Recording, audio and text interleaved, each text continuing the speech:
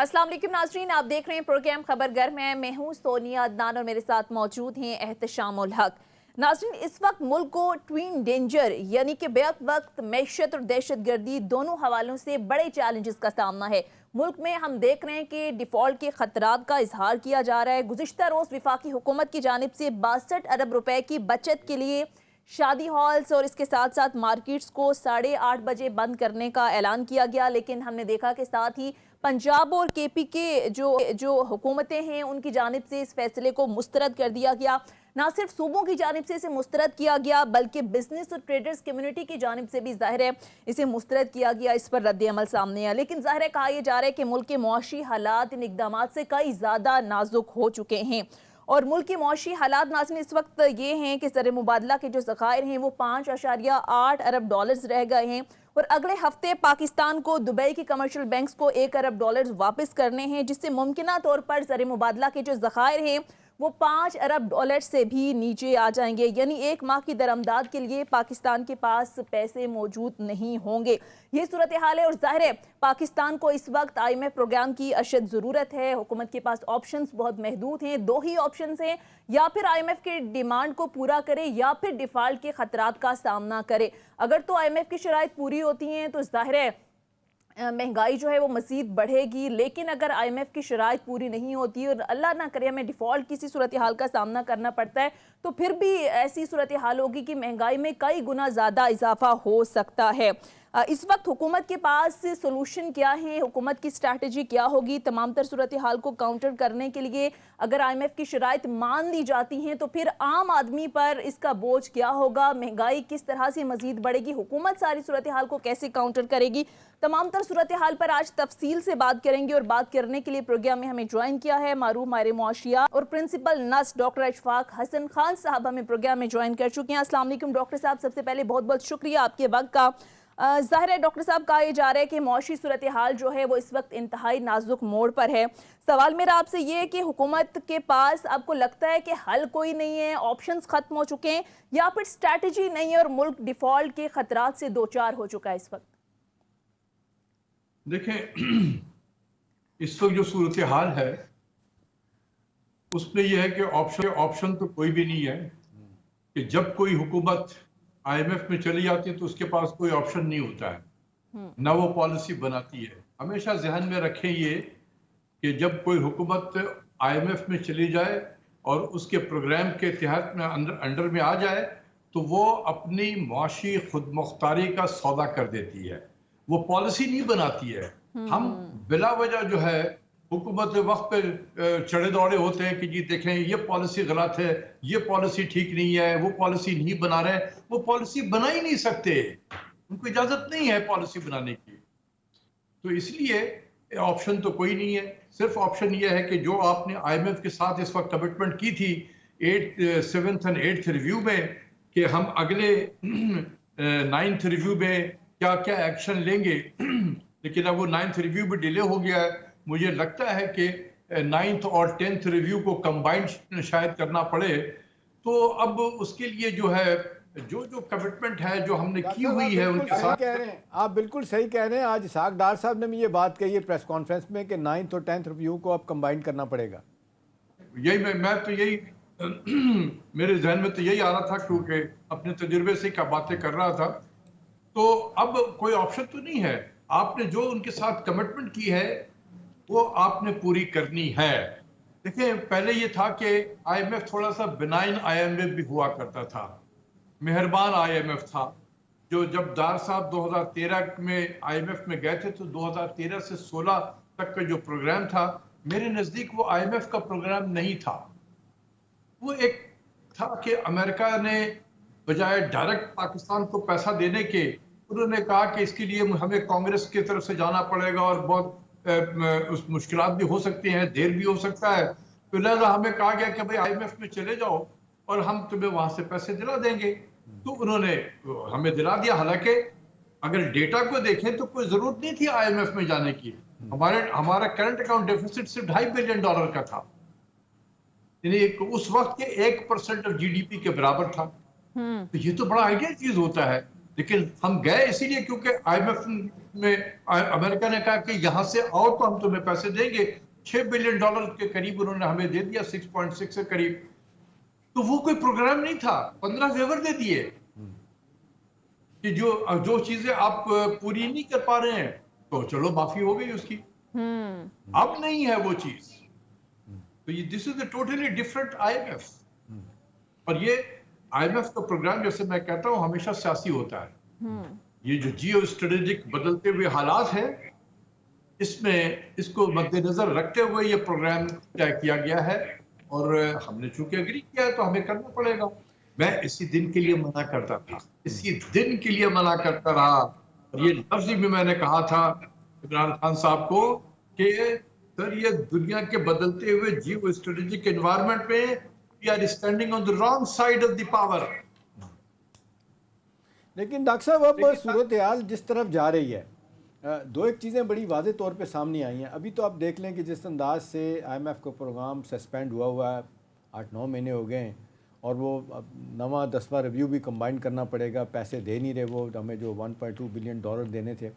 अभी अगले दिन, जो जुमे वाले दिन, नेशनल सिक्योरिटी काउंसिल की मीटिंग हुई है। डॉक्टर साहब, वहाँ से जो खबरें आ रही हैं उसमें यही है कि पीडीएम की हुकूमत कहती है कि जी आईएमएफ का प्रोग्राम को तस्लीम करना, उनकी शराइत को तस्लीम करने का मतलब ये है कि बड़ी कड़ी शराइत पूरी करने के बाद, उसके बाद फिर हम इलेक्शन में चले जाएं तो हमें तो 2 पैसे भी वोट के नहीं मिलेंगे। तो वो कहते हैं कि जी आप इंश्योर करें कि आप इस सिस्टम को कुछ चलाएंगे। इस्टेब्लिशमेंट को कहा गया, जो इतलात हैं कि जी इसको 2 साल तक इलेक्शन नहीं होंगे, वो कहा जा रहा है कि शायद इलेक्शन इतनी जल्दी, कम से कम 2023 में होते नज़र नहीं आ रहे, जिसमें इमरान खान भी कह रहे हैं कि मुझे नज़र नहीं आ रहा इलेक्शन होते हुए। तो डॉक्टर साहब, मेरा सवाल आपसे, आज इसहाक डार साहब भी पूछा गया कि जी आईएमएफ अगर पैसा भी नहीं दे रहा, आपने वादे किए थे, आपने बड़ा दावा किया था कि जी आपको सऊदी अरब से 3 से 4 बिलियन डॉलर मिल जाएंगे, चाइना से पैसा आ जाएगा मज़ीद पार करने के लिए, वो नहीं मिला। तो डॉक्टर साहब, आज उन्होंने कहा है कि मैं आपको आज कह देता हूँ कि इस महीने के ख़त्म होने से पहले 3 से 4 बिलियन डॉलर जो है ना वो स्टेट बैंक में आ जाएंगे सऊदी अरब की तरफ से। तो डॉक्टर साहब, वन लालर मेरा क्वेश्चन आपसे ये है कि ये डंग टपाऊ, पंजाबी में कहते हैं काम कराना, कि इधर से पकड़ के इधर चलाना, तो शॉर्ट टर्म में आपके ख्याल में कि क्या यही सोल्यूशन है, या आपके ख्याल में हमें कुछ और करने की ज़रूरत है? देखिए, इस वक्त पाकिस्तान के पास ऑप्शन जो है बिल्कुल ख़त्म हो गया, क्योंकि हम कोई पॉलिसी तो ले नहीं सकते हैं ना। हम तो सिर्फ पॉलिसी इंप्लीमेंट करेंगे। जो हमने कमिटमेंट की है वो हमने पूरी करनी है। अब हमारे पास 2 रास्ते हैं, या तो कहें कि जी हम आईएमएफ के प्रोग्राम को इम्प्लीमेंट नहीं करते, तो ये पैसे वैसे जो आने थे वो नहीं आएंगे, मार्केट भी किसी और तरीके से रिएक्ट करेगी, तो हो सकता है कि बहुत सारा आपको नुकसान ज्यादा हो जाए। अनलेस एंड अनटिल कि आपने कहीं से पैसे के इनफ्लो के इंतजामात किए हुए हैं सफिशिएंट अमाउंट में। अगर हमने ये किया हुआ है तो फिर तो आप आईएमएफ को अगर कहें कि जी ठीक है, हम इतनी शरारत इस किस्म के नहीं कर सकते हैं, हम इम्प्लीमेंट नहीं करेंगे, लेकिन उसके लिए आपके पास बहुत पैसे होने चाहिए। अगर नहीं है तो ये तो बहुत ही बेवकूफ़ी होगी कि हमारे जेब में पैसे भी नहीं है और फिर आईएमएफ से कहें कि जी हम आपका प्रोग्राम इम्प्लीमेंट नहीं करते। तो ये नहीं चलेगा इस तरीके से, हमें हमारी मुश्किलात बढ़ जाएंगी। तो यह हमारी मजबूरी है कि हमने इस प्रोग्राम को 2023 तक इम्प्लीमेंट करना है। ये बहुत सख्त प्रोग्राम होगा, खासकर अप्रैल, मई, जून का 3 महीना बहुत ज्यादा मुश्किलात से आपको होगा, क्योंकि आईएमएफ की देखिए पूरी कोशिश है कि एक और प्रोग्राम में पाकिस्तान जाए 23 के बाद में, तो वो आपसे कहेंगे नहीं, लेकिन आपके हालात को बोल के ऐसे खराब कर देंगे। और फिर जो इनका इकोसिस्टम है, जो इस्लामाबाद में और लाहौर में काफी है इकोसिस्टम पूरा आईएमएफ का एक बना हुआ, वहां से आवाजें उठनी शुरू हो जाएंगी। अच्छा, तो आप ही के प्रोग्राम में हैं आएंगे और ये कहेंगे कि जी ओह देखे, अगर नहीं गए तो ये तबाही होगी, अगर नहीं गए तो वो तबाही होगी, तो ये कहेंगे। देखिए, हमारे पास जून 2023 तक अभी भी 6 महीने हैं। अगर हम 6 महीने में अपनी कोई चीजों को ठीक कर ले तो हमें हर सूरत में नो मोर IMF प्रोग्राम। आप जब जाएंगे आप बर्बाद हो जाएंगे। ठीक हो गया। जिस दिन से मैंने कहा था कि इस प्रोग्राम के लिए कि अगर जाएंगे आप बर्बाद होंगे, आज देखें वही सामने आपके वही आ रहा है। बिल्कुल आपकी प्रेडिक्शन डॉक्टर साहब बिल्कुल ठीक थी। आप लोन वुल्फ के तौर पे जिस तरह बता रहे थे, आप वही सूरत हाल सामने आ रही है। डॉक्टर साहब दो चीज़ें अब सामने उभर के आ रही हैं। पहली तो बात यह है कि आपको याद है 2018 के बाद मिफ्ता इस्माइल साहब ने कह दिया था कि जी हमें IMF के प्रोग्राम में जाना पड़ेगा, फिर हम गए। अभी इमरान खान साहब ने भी कल कह दिया है कि जी IMF के पास तो हमें जाना पड़ेगा। इन सो मेनी वर्ड यही था कि अगले प्रोग्राम के लिए पड़ेगा। अब डॉक्टर साहब इसके दो कॉन्सिक्वेंसेज हैं। एक तो यह है कि जिस अंदाज से 800 अरब के टैक्सेस की बात कर रहे हैं नए, फिर 70 से 100 रुपये तक पेट्रोलियम लेवी बढ़ाने की बात कर रहे हैं, एक्सचेंज रेट वो कहते हैं कि जी फ्री फ्लोट पे ले जाएं आपको और कभी आप रोकेंगे नहीं, इसको मार्केट फोर्सेस तय करेंगी। इसी तरह वो इंटरेस्ट रेट कहते हैं हाई, ऑल टाइम हाई, पहले ही 16% है, 1% फिर बढ़ाए जाएँ। तो मेरा डॉक्टर साहब सवाल है कि एक तो महंगाई का तूफान है, दूसरा IMF के प्रोग्राम को कंटिन्यू करने से तो फिर टोटल इन्वेस्टमेंट नहीं आएगी, तो बाहर से पैसा नहीं आएगा, लोकल इन्वेस्टर भाग जाएगा। तो फिर आपको क्या सिल्वर लाइनिंग क्या लगती है कि प्रोग्राम में बैठने के बावजूद, शराइत मानने के बावजूद, सिवाय एक है कि डिफ़ॉल्ट से शायद थोड़ी देर बच जाएं, लेकिन अदरवाइज तो पहिया तो हमारा जिसको कहते हैं आगे जाने का वो रुक जाएगा। जी डॉक्टर देखिए, अगर हमने फ्री फ्लोट की बात की ना, जैसे वो कह रहे हैं कि आप छोड़ दें बिल्कुल मार्केट पे, अगर कोई मार्केट हो तो छोड़ा जाए।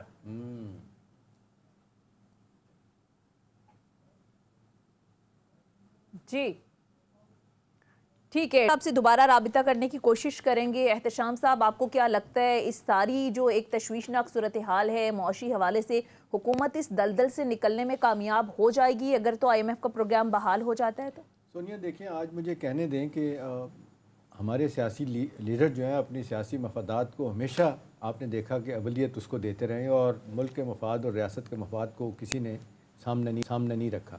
अभी आप देख लें जिस अंदाज से सूरत हाल ख़राब हो रही है, बारूदी सुरंगें बिछा के वो गए थे। आज भी सागदार साहब कह रहे हैं इन्होंने बेड़ा गर्क किया। अभी अब तो फ्रंट सीट पे आप है ना, ये जिम्मेदारी तो आपकी थी ना। इल्ज़ाम आएगा या आ चुका है उनके ऊपर, आपकी बात मान ली जाए, कोई इख्तलाफ करेगा, कोई इत्तफाक करेगा आपसे, लेकिन अब आपको फैसले तो आपने करने हैं ना।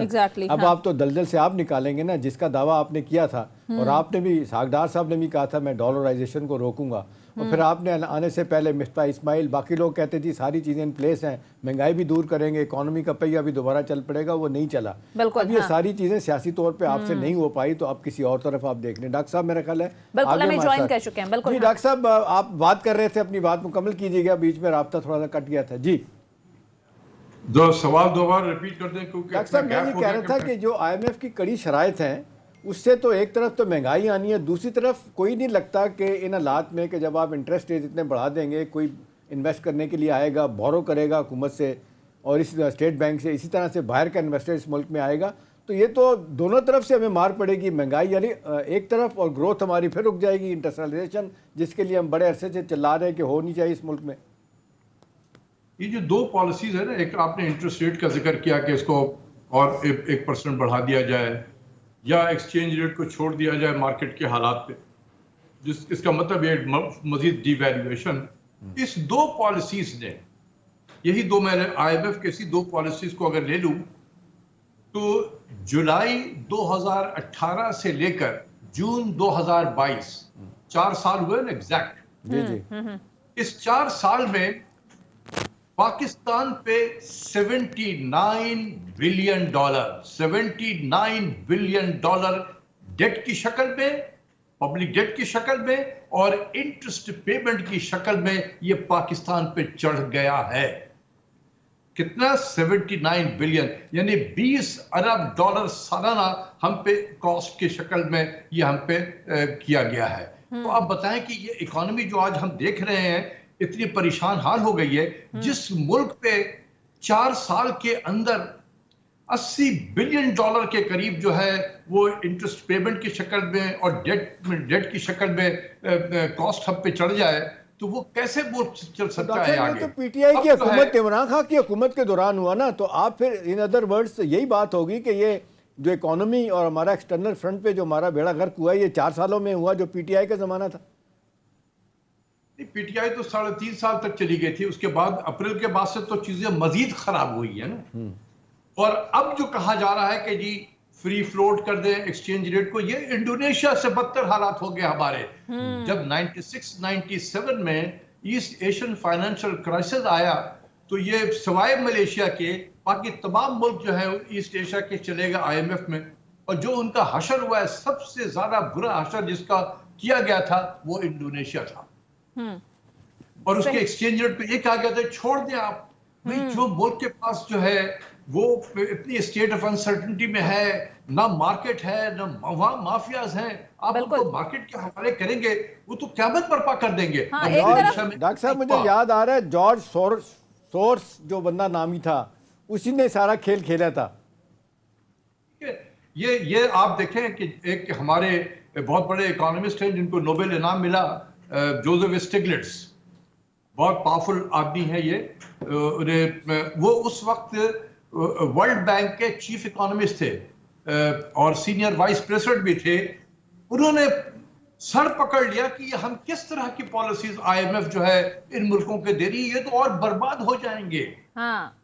तो उसने अपनी किताब में लिखा कि मैं चूंकि वर्ल्ड बैंक में था तो मैं तो रोक सकता था, लेकिन असल जो ताकत थी वो IMF के पास में थी।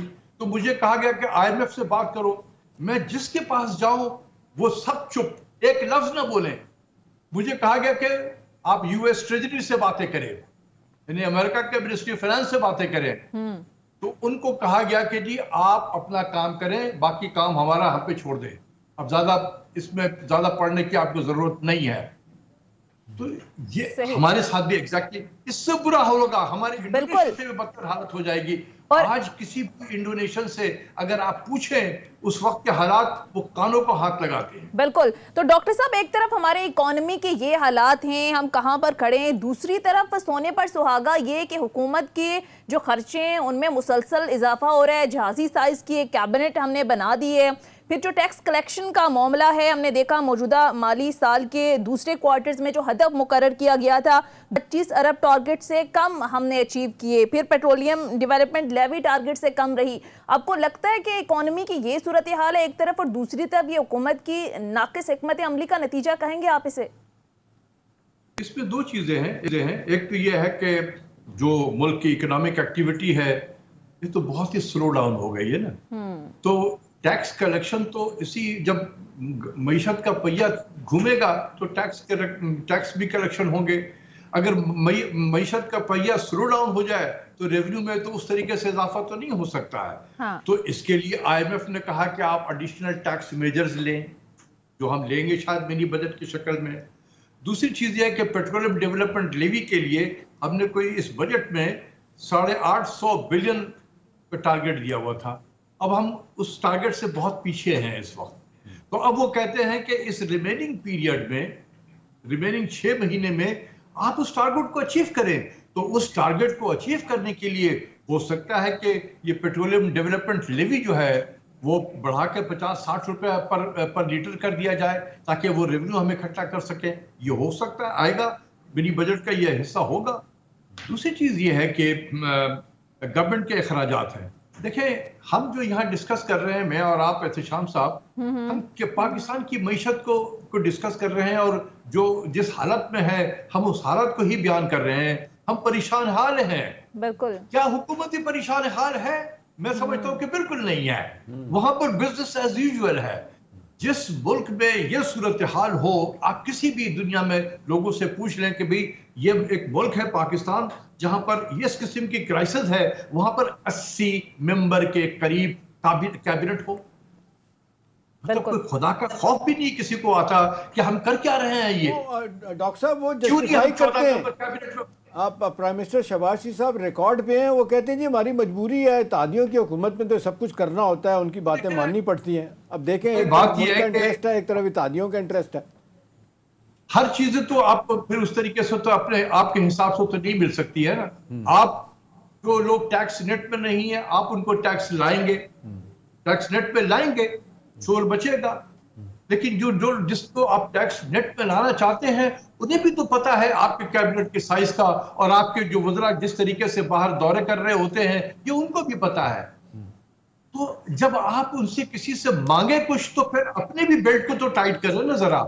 दूसरों को तो कहें कि जी बेल्ट टाइट करो, खुद आप नहीं करना चाहते हैं, ऐसा तो नहीं चलेगा। आप अपने कैबिनेट को छोटा करके 14 मेंबर कैबिनेट करें और इसको कहें कि ये इकोनॉमिक वॉर कैबिनेट है हमारी। हाँ, और डॉक्टर साहब आप बिल्कुल सही कह रहे हैं, सारे लोग यही दावे करते हैं। दौरे में जाए, ना प्राइम मिनिस्टर बाहर दौरे में जाए और ना किसी वजीर को कहे कि अब बाहर दौरे में जाए आप। और आपको याद होगा यार यहाँ पे ठीक है, आप मैंने ब्राजील में बात की, वहाँ के यूनिवर्सिटीज के बड़े सीनियर लोगों से, मैंने यहाँ इस्लामाबाद में बैठ के अपने ऑफिस से बात किया, बिल्कुल ऐसा लग रहा था कि जैसे मैं और आप अभी बातें कर रहे हैं उस तरीके से वो बैठे हुए थे। तो क्या मुझे जाना पड़ा ब्राजील में? क्या नफ्स का पैसा मैंने खर्च किया वहां जाकर जाने के लिए? नहीं किया। तो हम ये काम भी कर सकते हैं। तो देखें, कौम से जब आप कहते हैं कि अपने बेल्ट को टाइट करो और उन पे बोझ डालना चाहते हैं तो कुछ बोझ अपने ऊपर भी लें।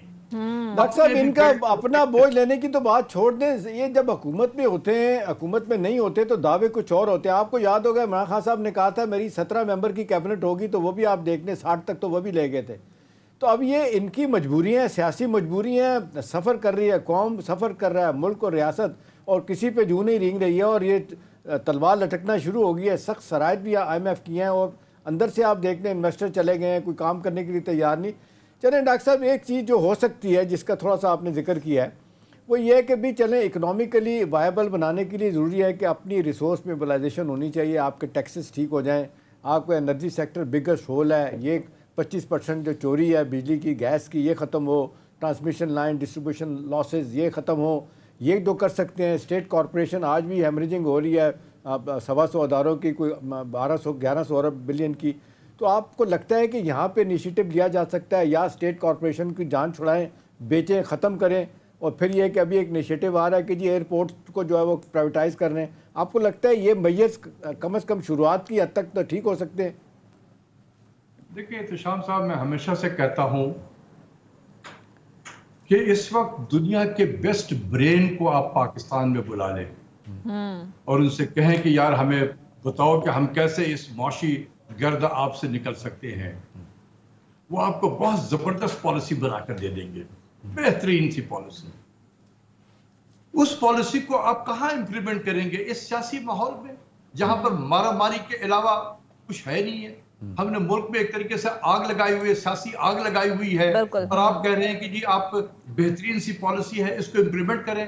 अभी आपने देखा कि जब इसकी बात आई कि जी देखिए दुनिया के तमाम जो इंडस्ट्रियलाइज सोसाइटीज हैं वहां भी 7 बजे मार्केट बंद होती है। बिल्कुल हाँ। यही हमारे इंडस्ट्रियलिस्ट हजरात जो आज शोर मचाते हैं कि हम मार्केट बंद नहीं करेंगे, यही लंदन जाते हैं और ऑक्सफोर्ड स्ट्रीट पे जब घूमते हैं 7 बजे दुकानें बंद हो जाती हैं, वहां पर तो नहीं कंप्लेन करते, यहाँ क्यों कंप्लेन करते हैं? तो बात यह है कि एज ए बहसियत कौम हमें ये देखना होगा कि हम क्या कंट्रीब्यूट कर सकते हैं। ठीक है, बहसियत कौम भी हमें अपने हिस्से का किरदार अदा करना होगा। गुफ्तगू जारी रहेगा, मुख्तसर ब्रेक लेते हैं नाज़रीन, ब्रेक के बाद वापस आएंगे, कुछ मजीद इश्यूज पर भी बात होगी। Stay with us. ब्रेक के बाद खुश आमदीद। डॉक्टर साहब, आपको क्या लगता है अब हुकूमत के पास 2 ही ऑप्शंस बाकी रह गए, या IMF की तरफ जाए, उनकी शराइत माने, या फिर मुल्क को डिफॉल्ट के खतरात का सामना करना पड़ सकता है? अगर जाहिर है IMF की तरफ जाते हैं हम तो भी महंगाई में बहुत ज़्यादा इजाफा हो सकता है, आवाम की मुश्किलात बढ़ सकती हैं, क्योंकि ऑलरेडी जो दिसंबर में महंगाई की शरह है वो 24.4% की इंतहाई बुलंद तरीन सतह पर रही। यानी महंगाई में जो इजाफा है एक आम आदमी की आमदनी से बहुत ज़्यादा है। और अगर जाहिर है IMF की तरफ नहीं जाते, शराइत नहीं मानते, फिर भी महंगाई में 3 गुना इजाफा हो सकता है। तो आपको लगता है कि दोनों सूरतों में जाते हैं या नहीं जाते, भुगतना आम आदमी को ही पड़ सकता है?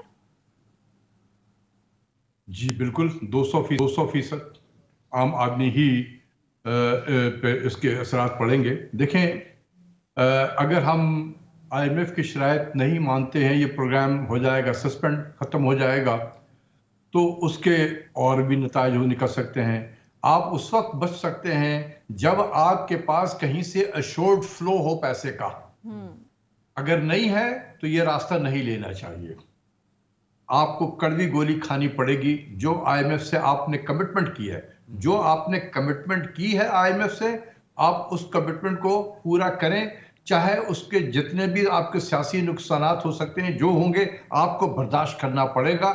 और अवाम को भी बर्दाश्त करना पड़ेगा। और मैं समझता हूं कि अवाम करे बर्दाश्त, क्योंकि जब मैं मना कर रहा था उस वक्त तो सब खामोश में आराम से मजे कर रहे थे, जैसे कि बस डॉलर आता जाएगा आईएमएफ से और हमारी जिंदगी बेहतर होती जाएगी।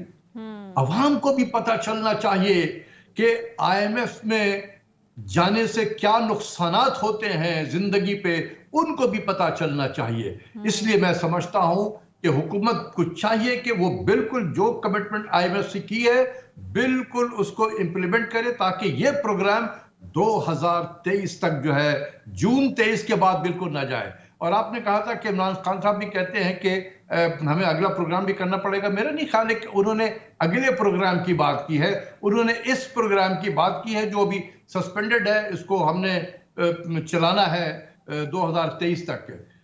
अगले का तो मेरा नहीं ख्याल है कि उन्होंने कभी कहा कि नहीं इसके बाद भी और कोई चारा नहीं होगा। देखें, ये बेबसी जो है, मुझे ये लफ्ज सुनकर इतनी तकलीफ होती है कि दुनिया में 190 मुल्क हैं जो आईएमएफ के मेंबर हैं। क्या सब जाते हैं आईएमएफ के पास में? यार, हमसे भी बदतर मुल्क हैं जो अपने घर को खुद चलाते हैं। हम जैसे निकम्मे 20-22 मुल्क होंगे 190 में जो रेगुलरली जाते हैं आईएमएफ में और उनका ये हशर हो रहा होता है। We are the only nuclear power who have gone to the IMF so persistently. तो कुछ थोड़ा सा ये लफ्ज को बोलते हुए भी शर्म आनी चाहिए हमारे इस लफ्जों में। कि मैं देखता हूं अक्सर लोग, नहीं इसके बगैर तो कोई चारा नहीं है।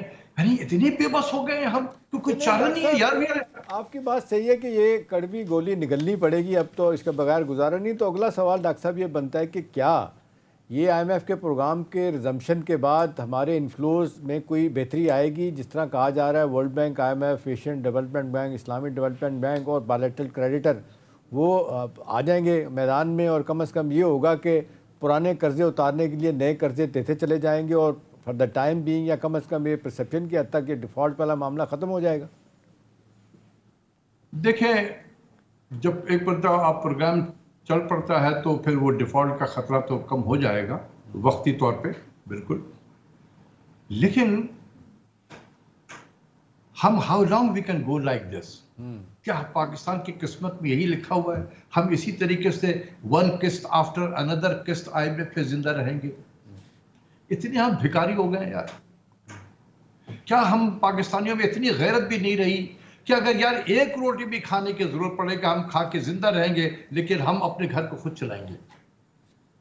और भी मुल्कों से तो सीखे हम कि वो कैसे चल रहे हैं। ये जो कहा जाता है लीड बाय एग्जाम्पल, ये हमारे लीडर, हमारे सियासतदान, और ये तो बिल्कुल इस तरह नहीं करते। तो आम आदमी तो ओपन नहीं कहता है जी वो खा रहे हैं, मौज कर रहे हैं, आप हमें कह रहे हैं कि जी हम बेल्ट टाइटनिंग की तरफ जाएं। मैंने तो इसीलिए कहा था आपको कि हम सबको कुर्बानी देनी होगी। ये नहीं होगा कि आप 80 मेंबर की कैबिनेट भी आपके पास हो और जिस वजीर का मुंह चाहे जिस वक्त उठाए मुंह और जाके बाहर सैर तफरीह में निकल जाए, छोटी छोटी मीटिंग पे जाकर, बल्कि मीटिंग रखवा भी लेते हैं कि यार वहां भी वो मुल्क मैंने देखा नहीं है, उधर भी एक मीटिंग रखवा दो। मैं जानता हूँ एम्बेसडर को कहा जाता है कि यार मीटिंग रखवा दो, मैं इधर यहाँ तक आ गया तो मैं वहां भी होता हुआ जाऊंगा। वो एक ऐसी फजूल सी सेक्शन ऑफिसर के लेवल पे मीटिंग रखवा देता है, उसको भी पता है एम्बेसडर को क्या हो रहा है। हाँ, ये मुल्क पैसा जा रहा है, मुल्क का पैसा जा रहा है, क्या पैसा बचाने की जरूरत है, खासकर डॉलर। बिल्कुल। तो हुकूमत वक्त को भी कुर्बानी देनी होगी। मेरी रिकमेंडेशन ये है कि आप एक कहें कि जी economic war committee, economic war cabinet हम बना रहे हैं जिसमें सिर्फ 14 मेंबर होंगे। हर पार्टी 13 जमात है, 13 मेंबर वो हो जाएंगे, एक किसी और को रख लें, आप 14 कर लें, 14 मेंबर की कैबिनेट होगी। सही। और कोई वजीर बाहर नहीं जाएगा, ना मैं बाहर जाऊंगा। जहां पे जरूरत है मैं कॉन्फ्रेंस कॉल कर लूंगा। जब ब्रिक्स की समिट हुई जो चाइना ने उसको होस्ट किया था, वो ऑनलाइन समिट थी। एग्जैक्टली। कोई नहीं गया, तो क्या हम ये काम ये नहीं कर सकते? तो लीड बाय एग्जाम्पल, हुकूमत वक्त जो है लीड करे, फिर कौम से कहे कि देखो हमने कैबिनेट छोटी कर दी है और अब हमारे वजीर भी कोई नहीं बाहर जाएगा, ना मैं बाहर जाऊंगा, हमने मुल्क की खिदमत करनी है, आप भी कुछ कंट्रीब्यूट करें इसमें। तो फिर लोग आगे बढ़ेंगे। ठीक है। लेकिन देखिए, एक और चीज बता दूं, जी जी, इस मारामारी के माहौल में, इस मारामारी के सियासी माहौल में कुछ भी नहीं हो सकेगा। एग्जैक्टली। इस मारामारी के माहौल में जब मुल्क में आग लगी हुई हो, सियासी आग, एक सियासतदान दूसरे सियासतदान का खून का प्यासा हो जाए, ऐसे माहौल में मईशत नहीं चलती है। बिल्कुल। और डॉक्टर साहब, डॉक्टर साहब, होना तो ये चाहिए और इस वक्त शदीद ज़रूरत है कि तमाम पॉलिटिकल जमातें जो हैं वो मिलकर बैठें और मिसाके, जिस तरह से कहते हैं, शहबाज शरीफ साहब भी बार बार कह चुके हैं कि इकोनॉमी के हवाले से कोई चार्टर ऑफ इकोनॉमी करें। लेकिन सूरत हाल ये है कि ब्लेम गेम एक शुरू हो गई है। गुज़िश्ता रोज़ इमरान खान साहब आए, उन्होंने बात की, उन्होंने कहा जब हम छोड़ कर गए थे तो 6% GDP ग्रोथ थी। उन्होंने अपनी गवर्नमेंट के कुछ अदाद शुमार शेयर किए। उन्होंने कहा कि जब हम गए उस वक्त 95%, आज रिस्क का जब हम गए तो 5% था। फिर आज वजीर ख़जाना आए, उन्होंने इन अदाद शुमार को कहा कि ये हकीकत के बरक्स हैं। तो सर, अगर थोड़ा सा कंपैरिजन कर लिया जाए पिछले 8 माह की गवर्नमेंट को, जो पाकिस्तान तहरीक इंसाफ जहां सूरत हाल छोड़कर गई थी, तो आपको लगता है कि इन 8 महीनों में हुकूमत की नाक़िस हिकमत अमली की वजह से हालात यहाँ पर पहुंचे, या गवर्नमेंट जो बात कर रही है कि ये सब करता धरता पाकिस्तान तहरीक इंसाफ का है, इन्होंने IMF से किए मुआहदे पूरे नहीं किए, इसीलिए सूरत हाल का हमें सामना है? यहाँ 2 चीजें हैं। देखिए, मेरा ये काम नहीं है कि किस पार्टी ने क्या कहा और किस पार्टी ने क्या जवाब दिया। I am not here to discuss that thing. मैं सिर्फ ये कहूंगा कि 8 महीने या 9 महीने पहले आप अपने टीवी के प्रोग्राम में जब इकोनॉमी के प्रोग्राम करते थे, तो क्या आप ये डिस्कस करते थे कि मुल्क डिफॉल्ट करेगा? उस वक्त 8 से 9 महीने पहले ये एजेंडा होता था? ये डिस्कशन का पॉइंट हुआ करता था? नहीं था। आज हो रहा है। तो क्या चीजें बेहतर हुई हैं या खराब हुई हैं कि जो अब आप डिफॉल्ट की बातें कर रही हैं? नंबर 1। इससे मैं ज्यादा नंबरों पे नहीं जाना चाहता हूँ। ठीक है। दूसरी चीज ये है कि एक और आपका था कि मैं भूल गया कि क्या आप एक और भी आपने कुछ का पूछा था। मैंने कहा था कि जब इमरान खान साहब गवर्नमेंट छोड़कर गए तो उस वक्त डिफॉल्ट का जो रिस्क था वो 5% था, आज 95% तक पहुंच गया है GDP। जी, मैं इसको सिर्फ इसी तरीके से एक जवाब दे सकता हूं। मैं कोई सियासी जमात से मेरा ताल्लुक नहीं है कि उन्होंने अच्छा कहा है या इन्होंने बुरा किया। मैं सिर्फ ये कहना चाहता हूं कि क्या आप आज जो मैं नीचे आपका टिकर भी चल रहा है, वाशी बहरान और ये वो, क्या यही होता था मौजूद गुफ्तगू आपके प्रोग्राम में आज से 9-10 महीने पहले? लेकिन आज हो रहा है तो चीजें खराब हुई तो आज हो रहा है ना। ठीक कह रहे हैं। और उसमें डॉक्टर साहब एक इन्होंने महंगाई हो गई, बहुत फला हो गया है। फिर हम कहते थे कि वो रशिया यूक्रेन की वॉर की वजह से तेल की कीमतें बढ़ गई हैं, फला हो। ये कीमतों की बातें हुआ करती थी, डिफॉल्ट की बात नहीं होती थी। आज हम डिफॉल्ट की बात कर रहे हैं। तो ओवरऑल डॉक्टर साहब ये कहते हैं कि हमारे ज़माने में, हमारे 4 सालों में ग्रोथ रेट जो है वो GDP ग्रोथ रेट 6% प्लस था। इनके 3.5 साल में एवरेज जो है ना वो 3.5% रहा है ग्रोथ रेट। एक तो ये वो कहते हैं यही एक यार्डस्टिक पैमाना ले लें कि हमारी कारकर्दगी उनकी कारकर्दगी। दूसरा सवाल इंतजाम साहब, इससे वक्त जाया ना करें, मैं इन सब चीजों पे बहस नहीं करता। ओके, ठीक है, छोड़ देते हैं। ये एक सियासी बातें हो जाती है, मैं बिल्कुल सियासत में। चलें, ठीक है, अगला सवाल ले लेते हैं। डॉक्टर साहब, ये जो डॉलर की बात हो रही है, अभी देखें सारी दुनिया की जो बड़ी मजबूत इकोनॉमीज़ भी हैं, अमेरिका देख लें, इंग्लैंड देख लें, यूरोपियन यूनियन वाले, कहीं ना कहीं आपको जब आप देखते हैं कि सूरत हाल उनकी करेंसी की ख़राब हो रही है या कुछ ज़रूरत है तो उनके सेंट्रल बैंक इंटरवीन करते हैं। हमारा जो जिस तरीके से स्टेट बैंक का एक्ट चेंज किया गया 56 वाला, उसके बाद बिल्कुल टोटल, और बाकर रज़ा साहब तो बिल्कुल बेड़ा डुबो के चले गए जब वो गवर्नर थे। हमारे हाथ में कुछ भी नहीं है। मेरा सवाल आपसे है कि जो कैपिटलिज्म को प्रमोट करने वाले ममालिक हैं वो कहते हैं कि जी जब ज़रूरत होगी तो इंटरवीन करेगा हमारा सेंट्रल बैंक। हमारा सेंट्रल बैंक तो इस लिहाज से कहा जा रहा है बिल्कुल बेबस है। और ख़ास तौर पे आपने देखा कि एक साल तो गवर्नर के बगैर ही हमने गुजारा था। जी देखिए, जिन मुल्कों का आप जिक्र कर रहे हैं, एक तो उनकी जेब में पैसे बहुत होते हैं, दे कैन अफोर्ड। दूसरा ये कि वो IMF के प्रोग्राम में नहीं होते हैं। हमारे जेब में पैसे कम भी हैं और हम IMF के प्रोग्राम में भी हैं। वो पॉलिसी बना सकते हैं, हम पॉलिसी नहीं बना सकते, ये फर्क है। ठीक है ना? जहां तक इंटरवेंशन की बात है, सारी दुनिया में होता है। मैं 2-3 छोटे छोटे से एग्जाम्पल दे दूं। 2008 का जब फाइनेंशियल क्राइसिस आया तो आपने देखा कि अमेरिका के बड़े बड़े बैंक सफाए हस्ती से मिल गए, वॉल स्ट्रीट के सफाए हस्ती से मिल गए। हाउसिंग स्कैम, जी जी, लेमन 2008 ब्रदर्स का। था, जी लेमन ब्रदर्स एक बहुत पावरफुल बैंक हुआ करता था, जी जी। खत्म हो गया, नक्शे से मिट गया। Citibank was about to collapse. तो अगर हुकूमत इंटरवीन ना करती तो सिटी बैंक भी दुनिया के नक्शे से खत्म हो जाता। सही। तो अमेरिका ने, गवर्नमेंट ने इंटरवीन किया मार्केट में और सिटी बैंक को पैसे दिए कि जो उनके जो अकाउंट होल्डर हैं, जो पैसा मांगने लेने के लिए आ रहे हैं, आप उनको दो ताकि उनका कॉन्फिडेंस रहे आपके बैंक पे। उन्होंने पंप किया डॉलर इकोनॉमी में, इंटरवीन किया उन्होंने।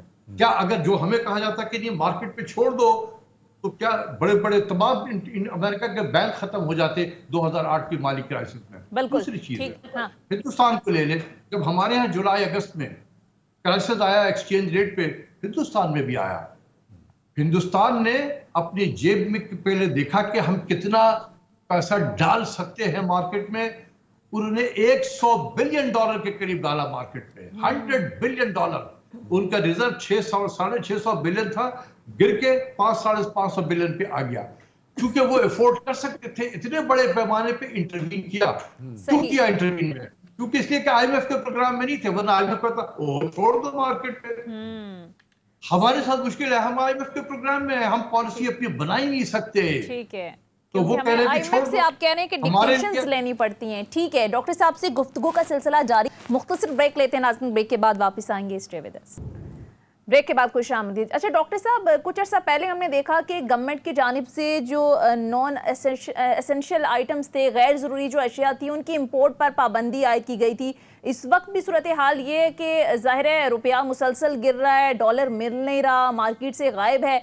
तो आपको लगता है कि अगर हम गैर ज़रूरी अशिया की इंपोर्ट पर पाबंदी लगाएं तो सूरत हाल में किसी हद तक बेहतरी आ सकती है? ये इतना बड़ा कॉम्पोनेंट है कि हमारे ट्रेड डेफिसिट पर कोई फ़र्क पड़ सके? बिल्कुल, मैं तो पिछले 4 साल से ये बात कह रहा था। आपके प्रोग्राम में भी मैं कहता रहा हूं कि नॉन एसेंशियल इंपोर्ट्स जो है इसको बिल्कुल पाबंदी लगाएं, आप बिल्कुल लगाएं। और मैं बिल्कुल स्टेट बैंक से या हुकूमत वक्त से इस पॉलिसी से बिल्कुल मुत्तफिक हूं कि हमें करना चाहिए। देखिए, अगर 2 साल मोबाइल फोन नहीं आएगा, 2 साल गाड़ियां नहीं आएंगी पाकिस्तान में, तो क्या पाकिस्तान में क़यामत टूट पड़ेगी? तो इस तरीके से जो जिस चीजों के बगैर हम जिंदा रह सकते हैं, हमें करना चाहिए। मैंने तो बार बार कहा है कि भाई एक कमेटी आप बना दो जिसमें एफबीआर का नुमाइंदा ना हो, क्योंकि जहां पर आप इस किस्म की चीजें करेंगे, मैं अपने तजुर्बे से कह रहा हूं, क्योंकि उनको टैक्स के अपने रेवेन्यू की फिक्र हो जाती है। तो वो उनको तो आप एक तरफ करें, इसमें मिनिस्ट्री ऑफ फाइनेंस बैठे, सेंट्रल बैंक बैठे, आप कॉमर्स मिनिस्ट्री को बैठा लें, इंडस्ट्री को बैठा लें और उनसे कहें कि जी अब आप बताएं कि जी कौन कौन से आइटम जो हैं वो, या आप हमें किसी को टास्क दे देना, मैं यहाँ नस्ल में बैठ के आपको बना कर दे दूंगा। अगर गवर्नमेंट पाकिस्तान मुझे कहे कि मैं बता सकता हूं कि कौन कौन आइटम जो है ये इतनी जरूरी अशिया के नहीं है, मैं ऑफ कोर्स इसमें मैं मिनिस्ट्री ऑफ फाइनेंस के भी लोग हो, कुछ प्लानिंग से भी आ जाए, कुछ कॉमर्स में आज से भी आ जाए, इंडस्ट्री से भी, उनके साथ डिस्कस करके आपस में बैठ करके हम ये कर सकते हैं कि ये चीजें अगर नहीं आएंगी तो को क्या टूट टूटेगी पाकिस्तान में। तो it should be time bound, non discriminatory. ये आपको WTO भी इसकी इजाजत देता है कि अगर किसी चीज पे अगर इंपोर्ट पे पाबंदी लगा रहे हैं, अगर वो पाबंदी टाइम बाउंड है, साल के लिए हो, 2 साल के लिए हो, टाइम बाउंड है और नॉन डिस्क्रिमिनेटरी है। ये ना हो कि जर्मनी से तो नहीं आ रहा लेकिन वो चीजें चाइना से चली आ रही हैं या वाइस वर्सा। ये नहीं होना चाहिए, इसकी इजाजत है इस पे भी। लेकिन डॉक्टर साहब एक चीज़ बताइएगा, जो शुरुआत जहाँ से हो सकती है, जिस पे बहुत बात की जाती है कि जिस तरह भी आपने जिक्र भी किया कि जी गैर तरक्याती बजट जो है ना उसको कम किया जाए, बेल्ट टाइटनिंग और ऑस्टेरिटी की तरफ जाया जाए, खर्चे कम किए जाए, कैबिनेट इतनी बड़ी है उसको छोटी किया जाए। डॉक्टर साहब, शुरुआत के लोग कहते हैं कि जी इनको खुद अपना टैक्सेशन का निज़ाम बेहतर करना पड़ेगा, ये जिस तरीके से क्रिपल्ड हुआ है। देखिए, वो तो लॉन्ग टर्म चीज़ें हैं ना, शॉर्ट टर्म में तो नहीं हो सकेंगे ना। फॉरेन टैक्सेशन का निजाम तो बेहतर तो नहीं होगा, ठीक है, लेकिन देखिए हम क्या कर सकते हैं। हमारा मसला है डॉलर का, या डॉलर हम कमाएं या फिर डॉलर बचाएं, जो है तो हमें दोनों ही एक डॉलर कमाने का भी रास्ता ढूंढना पड़ेगा और डॉलर बचाने के लिए भी हमें मेहनत करनी पड़ेगी, तो फिर गाड़ी चल सकती है। लेकिन आप ये कहें कि नहीं, इंपोर्ट तो उसी तरीके से चलती रहे और बाकी मुल्क में इसी किस्म के मारा मारी की भी कैफियत रहे तो और मैशत भी चलती रहे, ये नहीं चल सकता। हाँ, तो डॉक्टर साहब, फौरी तौर पर आपको ये लगता है कि सारी सूरत हाल या क्राइसिस से निकलने का हमारे पास कोई हल नहीं है, वाहिद हल है कि IMF का प्रोग्राम रिज्यूम कराएं और उनकी शराइत माने? ये बिल्कुल सही है। जब हमने कमिटमेंट जो की हुई है उसको पूरा करें और इस इंटेंट के लिए जून 2023 तक की कड़वी गोली हमने खानी है। इस कौम को टॉर्चर सेल से गुजारना है। कौम भी तैयार है कि जून 2023 तक इस टॉर्चर सेल से गुजरेगी, लेकिन हुकूमत वक्त ये ऐड करे कौम के साथ में कि देखो हम तुम्हें टॉर्चर सेल से गुजार तो रहे हैं, लेकिन जून 2023 के बाद हम वादा करते हैं कि हम तुम्हें दोबारा हम IMF के टॉर्चर सेल में लेके नहीं जाएंगे। सही, आप यकीन करें कि ये हम आपको माफ कर देंगे, तो टॉर्चर सेल से गुजर जाएंगे। ठीक है, ठीक है। प्रोग्राम का वक्त खत्म हो गया। बहुत बहुत शुक्रिया मौशियात डॉक्टर अशफाक हसन खान साहब प्रोग्राम में हमारे साथ मौजूद थे। फीडबैक जरूर दीजिएगा। अगले प्रोग्राम तक इजाजत दीजिए। खुदा हाफिज।